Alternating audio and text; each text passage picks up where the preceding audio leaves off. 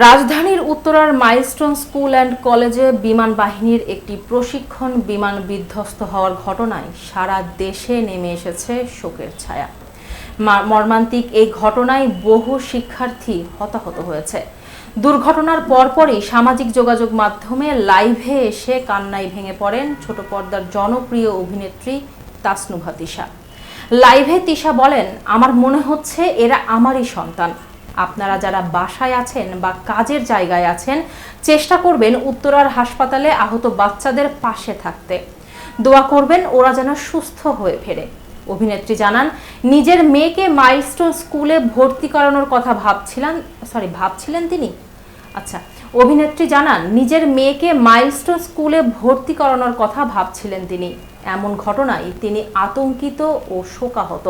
লাইভে তিশা বলেন, আমি কি করব বুঝতে পারছি না। শুটিং সেটে বসেই একের পর এক ভয়াবহ খবর পাচ্ছি।